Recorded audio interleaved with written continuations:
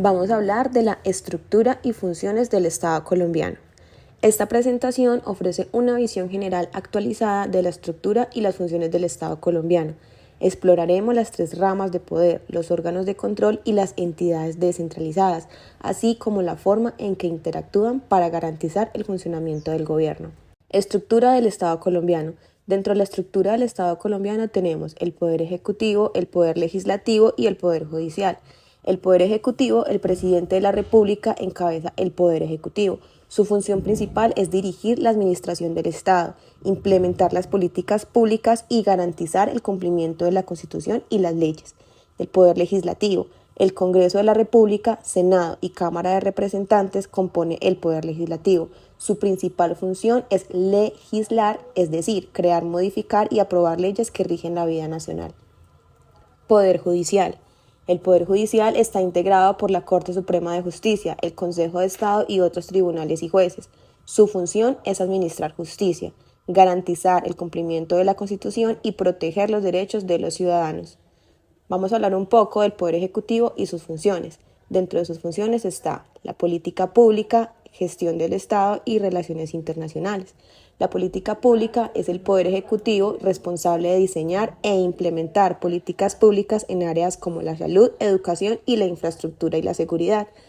Dentro de la gestión del Estado es la gestión de la administración del Estado, incluyendo la asignación de recursos, la contratación pública y la ejecución de programas gubernamentales. Las relaciones internacionales gestiona la política exterior del país, defiende la soberanía nacional y representa al Estado en el ámbito internacional. Poder legislativo y sus funciones. Dentro de sus funciones está la legislación, control del Ejecutivo y representación ciudadana. En la legislación, el Congreso tiene el poder de crear, modificar y aprobar leyes que rigen la vida del país, desde los derechos ciudadanos hasta la gestión económica. El control del Ejecutivo.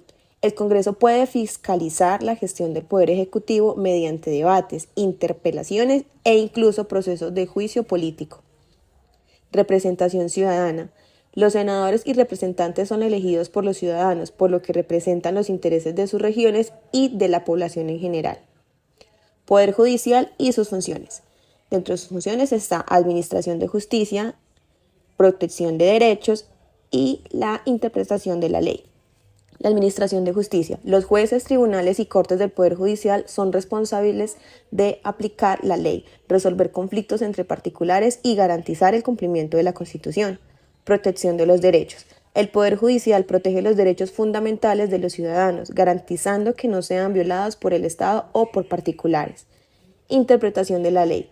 El Poder Judicial tiene la responsabilidad de interpretar las leyes, aclarando su significado y aplicándolas de forma justa en cada caso. Hablemos un poco de los órganos de control. Dentro de ellos tenemos la Contraloría, la Procuraduría y la Defensoría. La Contraloría General de la República supervisa el uso de los recursos públicos, asegurando que se utilicen de forma eficiente y transparente. Por otro lado, la Procuraduría General de la Nación supervisa la conducta de los servidores públicos, velando por el cumplimiento de la ley y la ética.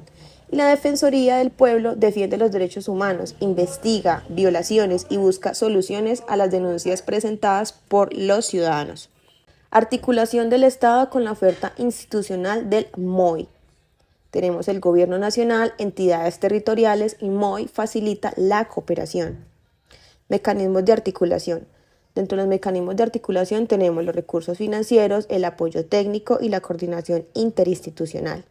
Los recursos financieros, el MOI proporciona acceso a recursos financieros como subsidios, créditos y proyectos financiados por el Gobierno Nacional. Del apoyo técnico ofrecemos programas de capacitación para que entidades locales aprendan a gestionar recursos y ejecutar proyectos de acuerdo con las políticas nacionales. Y la coordinación interinstitucional fomenta la cooperación entre el Gobierno Nacional y las entidades locales, mejorando la comunicación y la colaboración. ¿Cuáles son los beneficios de esta articulación? Número 1, tenemos la eficiencia. Los proyectos locales se ejecutan de manera más eficiente con el apoyo financiero y técnico, mejorando los resultados. 2, tenemos el fortalecimiento institucional. Los programas de capacitación del MOI ayudan a las entidades locales a mejorar su gestión administrativa y técnica. Y como tercero tenemos la optimización de los recursos. Los proyectos se vuelven más eficientes y se responden mejor a las necesidades locales, evitando la duplicación de los esfuerzos. Para finalizar, tenemos la colaboración, los recursos y el desarrollo sostenible del MOI. La colaboración, el MOI fomenta la cooperación entre el gobierno nacional y las entidades locales. Los recursos, acceso a recursos financieros para los proyectos locales. Y tenemos por último un desarrollo sostenible, que es la implementación eficiente de políticas públicas para un desarrollo más sostenible.